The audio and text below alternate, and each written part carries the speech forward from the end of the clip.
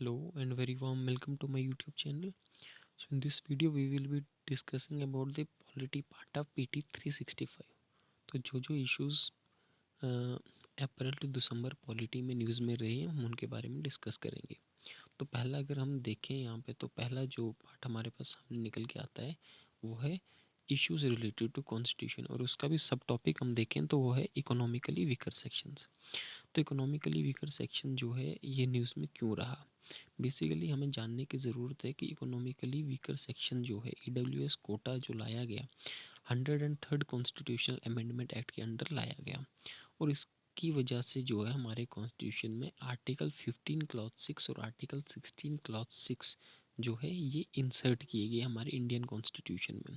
दोनों enabling provision है state government के लिए कि स्टेट गवर्नमेंट को प्रॉपर प्रोविजन बनाने ताकि इकोनॉमिकली वीकर सेक्शन जो है सोसाइटी के उनको उनका स्टैंडर्ड ऑफ लिविंग जो है रेज किया जाए, एडवांसमेंट उनकी हो।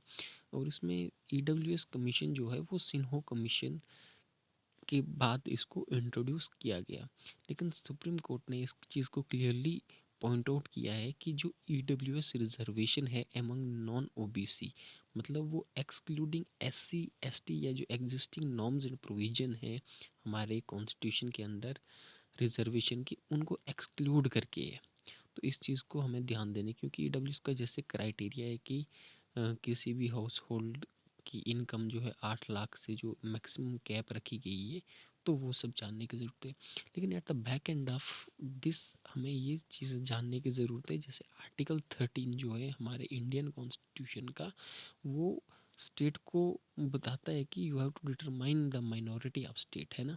तो आर्टिकल 15 क्लॉज 6 जो 103rd कॉन्स्टिट्यूशन अमेंडमेंट के एक्ट के अंडर आया था, उसने स्टेट को बताया कि आप इससे क्या करेंगे, लॉज बनाएंगे रिजर्वेशन के लिए other than SC ST OBC या जो हमारे रिजर्वेशन के नॉर्म्स हैं, है ना। तो इसने क्या किया, आर्टिकल 15 क्लॉज 6 ने आर्टिकल 16 क्लॉज 6 को जन्म दिया हमारे इंडियन कॉन्स्टिट्यूशन में, और आर्टिकल 16 क्लॉज 6 से क्या हुआ, हमारे कॉन्स्टिट्यूशन में 10% जो रिजर्वेशन ई डब्ल्यू एस को उसको दिया गया। और आर्टिकल 29 क्लॉज 2 जो है हमारे पास, आर्टिकल 29 टू क्लॉज 2 जो है माइनॉरिटी एजुकेशनल इंस्टीट्यूशन के लिए जो हमारे स्टेट रन एजुकेशनल इंस्टीट्यूशन है उसमें कोई भी discrimination with respect to admission जो है वो नहीं होगी, ठीक है। लेकिन इसमें जैसे हम यूजुअली आर्टिकल 15 की जब हम बात करते हैं कि नो मतलब राइट अगेंस्ट जो डिस्क्रिमिनेशन के अगेंस्ट हमारा राइट होता है, उसमें religion, race, caste, sex, place of birth 5 चीज़ें होती हैं, R R C S P. But जो आर्टिकल 29 क्लॉज 2 है उसमें जो सेक्स वाला क्राइटेरिया है वो नहीं है, ठीक। तो ये चीज़ हमें ध्यान देने की ज़रूरत है। फिर आर्टिकल 16 का जो आर्टिकल 16 क्लॉज 4 है वो भी अगेन एक इनेबलिंग प्रोविजन है, ठीक है। तो आर्टिकल 16 क्लॉज 4 क्या करता है, ये स्टेट को प्रोविज़न देता है कि वो रिजर्वेशन जो है गवर्नमेंट जॉब्स में ओबीसीज को दे जो एडिक्वेटली रिप्रेजेंटेड नहीं है। और आर्टिकल 16 क्लॉज 4A जो है वो ये भी काफ़ी बार न्यूज़ में रहा कि ये एक्चुअल में कॉन्सिक्वेंशियल सीनियरिटी को देता है कि जो रिजर्वेशन है प्रमोशन है एससी एसटी के लिए। तो आर्टिकल 16 क्लॉज 6 और 15 क्लॉज 6 ये 103rd कॉन्स्टिट्यूशनल अमेंडमेंट एक्ट के अंडर जो है हमारे पास अभी सामने आए हैं। तो ये चीज़ आपको ध्यान देने की ज़रूरत है। और साथ में अभी देखा जाए तो रिजर्वेशन जो है लोकल बॉडीज़ में ओबीसीज के लिए है कि नहीं है। जैसे विमेन रिजर्वेशन जो है लोकल बॉडीज़ में इसको मैंडेटरी कर दिया है कि इसको कम से कम हमें 33% तक ले जाना है। उसके बाद जो एससी एसटी है, एससी और एसटी को हमने रखा है कि in proportion to their population, SC ST को रखा गया है in proportion to their population.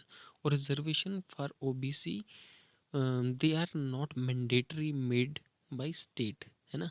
और उनको क्या किया जाता है, उनको in accordance with the proportion of their population किया जाता है। वीमेन का जो क्राइटेरिया है वो है 33%, और जो एस सी एस टी वाले आएंगे उनको in proportion to their population. तो ये चीज़ हमें ध्यान देने की ज़रूरत। Under article 340, under article 314 president क्या कर सकता है, प्रेसिडेंट एक कमेटी का गठन कर सकते हैं, कमेटी को फॉर्म कर सकते हैं, ताकि इसके अंडर जो है वो कंडीशंस जो SC ST OBCs की उनको डिटरमाइन कर सकते हैं, और क्या मेजर्स उनके लिए स्पेशल प्रोविज़न क्या लेने हैं क्या नहीं लेने हैं वो प्रेसिडेंट डिटरमाइन कर सकते हैं। और साथ में इसमें ट्रिपल टेस्ट अगर देखा जाए, जैसे रिजर्वेशन मतलब कहाँ पे एक्सटेंड की जा सकती है OBC वाले एरिया में, है ना, तो उधर वहाँ पे क्या प्रोविज़न है ट्रिपल टेस्ट का, क्योंकि ट्रिपल टेस्ट भी जो है वो EWS मतलब इसके हम रिजर्वेशन के आसपास ही घूमती है।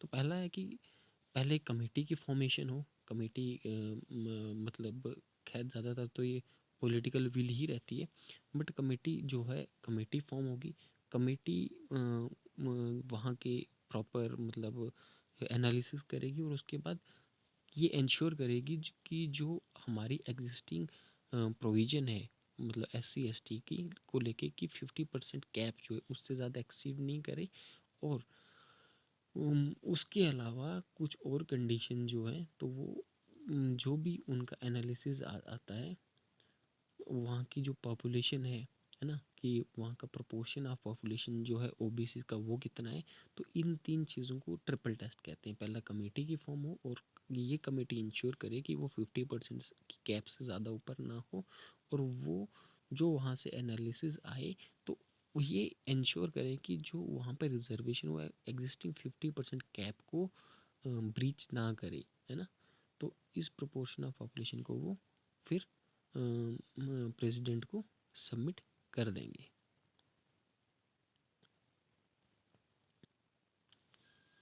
अब जैसे subcategorisation of other backward class, तो पहले मैंने कहा कि आर्टिकल 340 के अंडर जो है प्रेसिडेंट क्या कर सकते हैं, कमेटी फॉर्म कर सकते हैं, और कमेटी फॉर्म करने के अंडर वो क्या कर सकते हैं कि जो OBCs हैं हमारे स्टेट में कहीं पे भी है तो उनकी कंडीशंस को एग्जामिन कर सकते हैं, है ना। और फिर प्रेसिडेंट के ही उसमें रहता है कि क्या मेजर्स जो है उनको लेने हैं ताकि उनकी हम एडवांसमेंट कर सकें। तो इसमें नेशनल कमीशन जो बैकवर्ड क्लास की है 102nd कॉन्स्टिट्यूशनल अमेंडमेंट एक्ट के अंदर आया था, और आर्टिकल 333 क्लॉज B जो है ना 338B के अंडर इसको कॉन्स्टिट्यूशनल बॉडी का स्टेटस दे दिया गया। ठीक है, तो it was set up as statutory body under NCBC act 1993, है ना। तो इसमें चेयरपर्सन रहते हैं, वाइस चेयरपर्सन और 3 other member.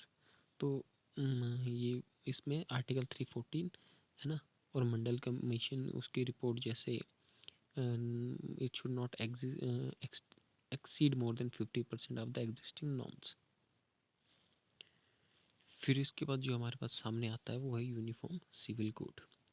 Uniform civil code जो है हमारा इंडियन कॉन्स्टिट्यूशन में आर्टिकल 44 के अंडर जो है यूनिफॉर्म सिविल कोड है।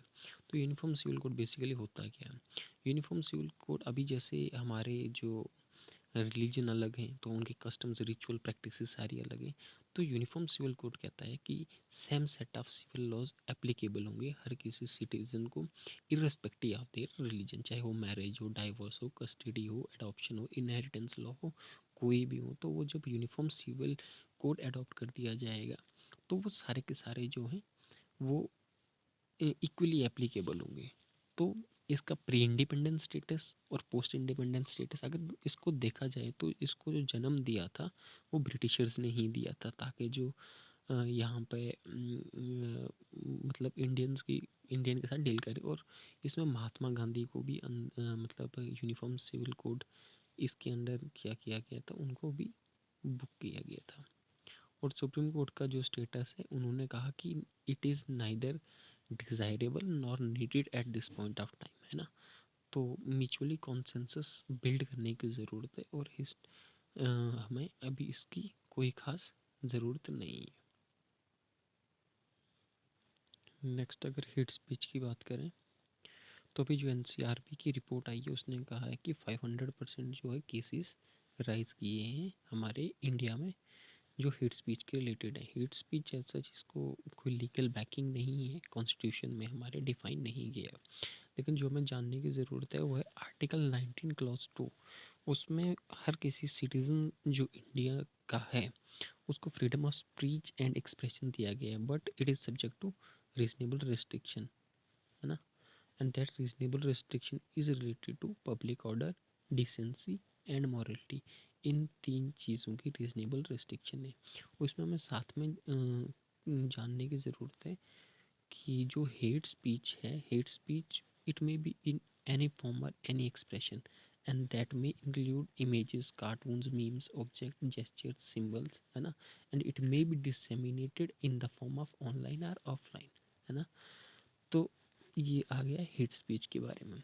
लेकिन इसके साथ साथ हमें ये भी अगर हम ये जान लें कि जो हमारा आर्टिकल 15 है, आर्टिकल 16 है, आर्टिकल 19 है, आर्टिकल 29 है और आर्टिकल 13 है, ये जो 5 आर्टिकल हैं ये एक्सक्लूसिवली जो इंडियन सिटीजन्स हैं सिर्फ उनके लिए, ये फॉरेनर्स के लिए नहीं। आर्टिकल 15, 16, 19, 29 और 30।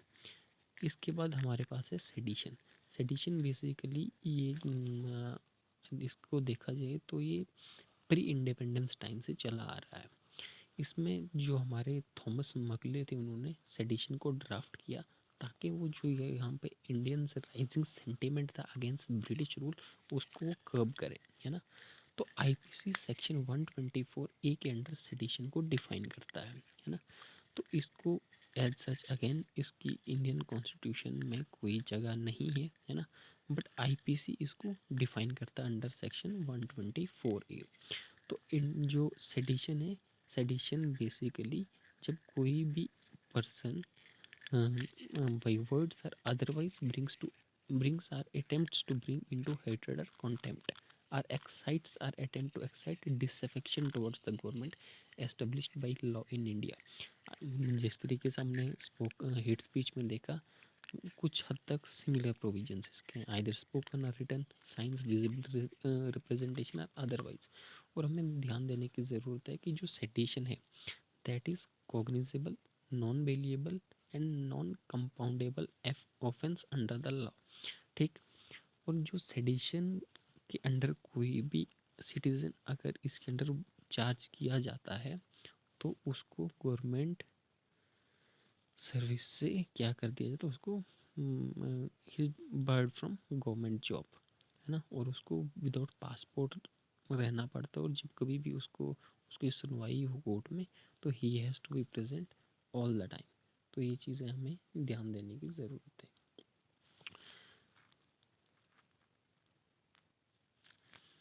और इसमें जैसे कॉग्निजेबल और नॉन कॉग्निजेबल ऑफेंस आता है तो इसमें बेसिकली होता क्या है कि जो कॉग्निजेबल ऑफेंस हमारे रहते हैं दे आर बेलेबल, है ना। तो ये बेलेबल ऑफेंस होते हैं। लेकिन नॉन कॉग्निजेबल ऑफेंस है वो भी बेलेबल ऑफेंस हो सकते हैं, कंडीशन पे डिपेंड करेगा, है ना। लेकिन हम इसमें क्या कर सकते हैं, बेलेबल ऑफेंस में we may conduct search arrest without मतलब एनी वारंट, है ना। जो कॉग्निजेबल ऑफेंस होता है विदाउट मतलब परमिशन, विदाउट वारंट हम क्या कर सकते हैं इसमें सर्च अरेस्ट कर सकते हैं कॉग्निजेबल ऑफेंस में। लेकिन जो preliminary inquiry non cognizable offence की होती है ना, उसमें वी कांट अरेस्ट और सर्च विदाउट वारंट, तो ये इसमें रहता है। और साथ में जो कंपाउंडेबल और नॉन कंपाउंडेबल का पार्ट है, कंपाउंडेबल जब दो पार्टीज जो है आपस में कंप्रोमाइज़ के लिए आ जाती है ना। तो नॉन कंपाउंडेबल वो वाले ऑफेंस हो गए जिसमें देर इज़ नो पॉसिबिलिटी कि दो पार्टीज सामने आए हैं और वहाँ पे कंप्रोमाइज़ हो जाए। इसके बाद जो हमारा प्रिवेंटिव डिटेंशन आता है, आर्टिकल जो हमारा 22 है, आर्टिकल 22 हमें क्या कहता है, कॉन्स्टिट्यूशनल सेफ गार्ड देता है प्रिवेंटिव डिटेंशन का। दो टाइप्स की डिटेंशन होती है, एक प्रिवेंटिव डिटेंशन और एक प्यूनिटिव डिटेंशन। प्यूनिटिव डिटेंशन हो गया जब क्राइम कमिट कर लिया इंडिविजुअल ने, उसके बाद जो उस पर डिटेंशन लगता है वो आ गया, मतलब उसको डिटेन कर दिया जाता है ना, ताकि वो फ्यूचर में ऐसा ना करे, तो उसको डिटेन कर दिया, वो आ गया प्यूनिटिव आफ्टर द क्राइम या कुछ something has been committed. But जब ऐसी भनक लग गई कि he suppose to get involve in future in any criminal activities या कुछ भी, है ना, जहाँ से वो स्टेट के लॉ एंड ऑर्डर को डिस्टर्ब कर सकता है, तो अभी उसने कुछ किया भी नहीं है, उसको पहले ही डिटेन कर दिया गया, तो that is preventive detention law, है ना। और प्रिवेंटिव डिटेंशन लॉ जो है इसके अंडर जो पावर्स टू मेक लॉ जो है वो बोथ सेंटर प्लस स्टेट दोनों को पावर जो है वो प्रिवेंटिव डिटेंशन के अंडर बना सकते। और जो प्यूनिटिव डिटेंशन वाला पार्ट रहता है, punitive detention it is not available to enemy aliens, है ना, ये चीज़ भी ध्यान देने की ज़रूरत है। अब इसमें डिटेंशन तो होगी, बट इसमें क्या कोई सेफ गार्ड्स हैं? तो सेफ गार्ड्स भी इसमें है। कोई भी इंडिविजुअल जो अरेस्ट किया जाता है तो उसको जो है ग्राउंड्स, मतलब on what grounds he has been arrested he must be communicated on that ground, है ना। तो उसको एक रीज़नेबल अपॉर्चुनिटी दे दी जानी चाहिए कि वो अपने डिटेंशन को जो है वो डिफेंड कर सके। लेकिन इसमें जो एक्सेप्शन है वो अंडर आर्टिकल 22 क्लॉज 6 के अंडर है कि अरेस्टेड पर्सन जो है ही मे बी डिनाइड कि on what ground he has been detained, है ना, सब्जेक्ट टू पब्लिक ऑर्डर, क्योंकि पब्लिक ऑर्डर स्थिति जो है वो कहीं ख़राब ना हो जाए उसको ध्यान में रखते हुए he may be denied the information as on what grounds he is arrested, है ना। और जो मैक्सिमम इसमें टाइम पीरियड है जिसके अंडर हम इसको डिटेन कर सकते हैं वो 3 मंथ्स। बट ये क्या हो सकता है, कभी कभार 3 मंथ से ऊपर भी जा सकता है। जब ये 3 मंथ से ऊपर जा सकता है तो उसमें एक एडवाइजरी बोर्ड का गठन करना पड़ेगा, है ना। तो फिर मैक्सिमम पीरियड जो डिटेंशन का है ना, वो बोर्ड से जब अप्रूव हो गया तो मैक्सिमम पीरियड ऑफ डिटेंशन जो ये एक्सीड कर सकता है 3 मंथ से ऊपर, ठीक। तो जो पार्लियामेंट मतलब पार्लियामेंट में provide a category of cases actually in which detention can go beyond 3 months, है ना, without the approval of advisory board, है ना, और with the approval of advisory board. और जो एडवाइजरी बोर्ड के जो मेंबर रहेंगे, एडवाइजरी बोर्ड के मेंबर जो रहेंगे वो हाई कोर्ट के जजेस रहेंगे, है ना। तो ये सारी चीज़ें थी हमारी प्रिवेंटिव डिटेंशन के अंडर। और आर्टिकल 20 क्लॉज 2 वो डबल जियोपर्डी, मतलब एक इंडिविजुअल डबल जियोपर्डी के लिए लगता है। लेकिन जो प्रिवेंटिव और प्यूनिटिव डिटेंशंस हैं ये किसी इंडिविजुअल के अगेंस्ट लगते हैं जब ऐसी कोई मतलब स्थिति आए कि वो he is suppose to commit any criminal related activity or he is going to disturb the law and order of the state. At that point of time what state can do is uh, take action of preventive detention. अब unlawful activities prevention act, unlawful activities prevention act basically इसको 1967 में इसको introduce किया गया था, है ना, ताकि इससे क्या होगी जो कुछ अनलॉफुल एक्टिविटीज़ इंडिविजुअल की या एसोसिएशन की है जो टेररिस्ट एक्टिविटीज़ के साथ डील करती है उनको जो है कर्ब किया जाए। तो हमारा जो एक्ट है ना, यूआपा एक्ट, और अनलॉफुल एक्टिविटी को इस तरीके से डिफाइन कर सकते हैं कि any action taken by individual association that led to secession of a part of territory of India, question sovereignty and disturbs integrity of India. तो वो सारी जो है इसकी बाउंड्रीज में आते हैं, है ना। तो इसमें क्या है, both individual as well as organisation, individual को भी यूआपा के अंडर बुक किया जा सकता है, ऑर्गेनाइजेशन को भी यूआपा के अंडर बुक किया जा सकता है ना। अब इसमें क्या है कि ये जो है नॉन बेलिएबल ऑफेंस है और बर्डन जो प्रूफ का होता है वो इंडिविजुअल के ऊपर ही लाई करता है ना। केस जो इसमें इन्वेस्टिगेशन आती है वो NIA, national investigation agency, plus state police, इन दो को मतलब इन्वेस्टिगेशन का चार्ज दिया। और एनआईए जो है बियॉन्ड इंडियन ज्यूरिसडिक्शन भी इस केस को देख सकती है, मतलब कोई अगर फॉरेन में चला जाए तब भी। और ट्राइब्यूनल्स भी इसके लिए क्रिएट किए जा गए both with in India and foreign, ताकि जो हम यूआपा के अंडर जो भी गतिविधियाँ चल रही हैं उनको हम देख पाएँ। इसके बाद जो हमारे पास सामने आता है वो है फ़ोन टैपिंग। तो अभी कुछ केस आया है जैसे आईपीएस ऑफिसर का क्या हुआ है, फ़ोन टैप किया गया था। लेकिन इसमें अगर ग्राउंड्स जो फ़ोन टेपिंग की, अगर sovereignty and integrity of India, है ना, सिक्योरिटी और friendly relation with foreign states और maintaining public order for preventing incitement to commission of offence, इन 4 ग्राउंड्स में हम फ़ोन टैपिंग कर सकते हैं। These are the grounds on which phone tapping can be done, but there is an exception for press, है ना, ये हमें ध्यान देने की ज़रूरत है। और सबसे पहले ही बार इसको 1890s में इंट्रोड्यूस किया गया था इन यूएसए, है ना, फ़ोन टेपिंग को। इसमें जो फ़ोन टेपिंग में जो इसकी मतलब ये पावर्स कहाँ से डिराइव करता है, इंडियन टेलीग्राफ एक्ट जो हमारा 1885, वहाँ से इसको लीगल बैकिंग है। मतलब जो अपने इंटरप्रिटेशंस वगैरह जो ये लाता है वो टेलीग्राफ एक्ट ऑफ 1885 से आता है। और राइट टू प्राइवेसी आर्टिकल 20, अगर देखा जाए तो अगर कोई फ़ोन टैपिंग करता है ना, तो it can be done both by individual as well as state. State कर सकती है जो मैंने ऊपर के 4 ग्राउंड कहे, on the basis of that for sovereignty, integrity, public order, है ना, लॉ एंड ऑर्डर, ये सारी चीज़ें उनको मेंटेन करने के लिए स्टेट कर सकती है। बट एक इंडिविजुअल करेगा that would invite to criminal offence, है ना। तो इंडियन टेलीग्राफ एक्ट ये क्या करता है, ये रेगुलेट करता है फ़ोन टैपिंग को। आर्टिकल 19 कहता है कि freedom of speech and expression, है ना। If person is talking on a phone, he she is exercising his phone, है ना। तो phone telephone tapping would infringe 19 clause 1 clause A, है ना। तो ये इससे क्या होगा कि हमारे फंडामेंटल राइट जो है वो वायलेट हो जाएंगे। तो ये चीज़ हमें ध्यान देने की ज़रूरत है। बाकी इसमें राइट टू बी फॉरगॉटन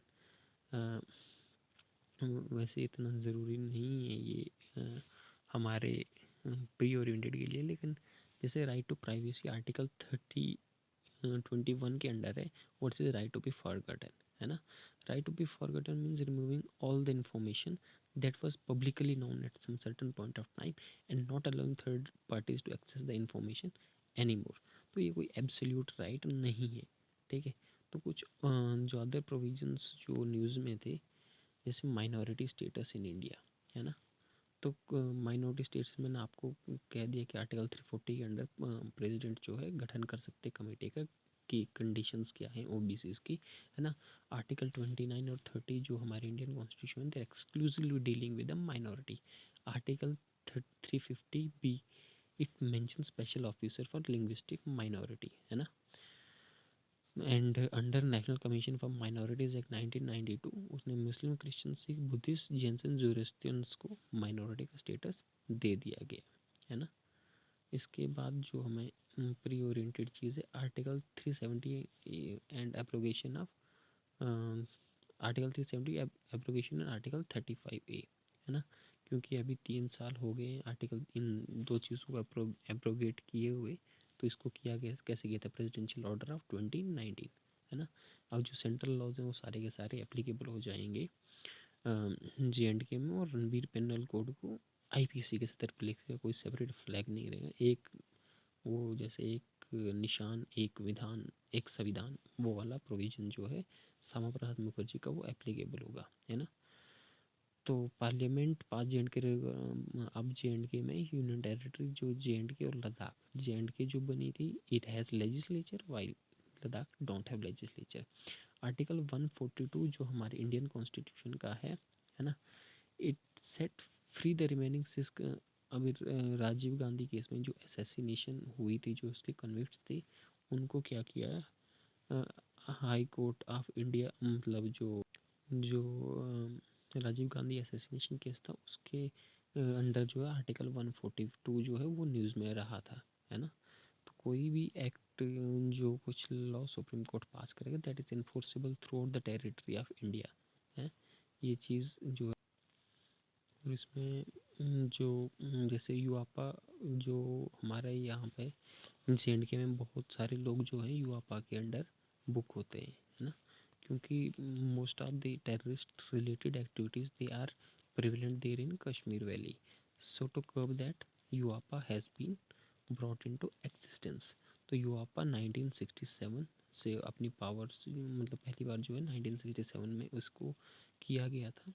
और युवापा के अंडर बहुत इंडिविजुअल प्लस ऑर्गेनाइजेशन दोनों को क्या किया जा सकता है, इसमें युवापा के अंडर बुक किया जा सकता है। और इसकी जो ज्यूरिसडिक्शन है ना, क्योंकि इसके अंडर ट्राइब्यूनल भी सेट किए गए हैं both with in India and foreign. तो इसके अंडर क्या है कि कोई भी युवापा के अंडर होगा तो उसको हम NIA और स्टेट पुलिस जो है ये दो आपस में मिलके क्या कर सकती है, युवापा को के अंडर जो भी इंडिविजुअल प्लस ऑर्गेनाइजेशन जो गतिविधि रिलेटेड टू टेररिस्ट एक्टिविटीज़ हैं उनको कब करने में मदद कर सकती हैं।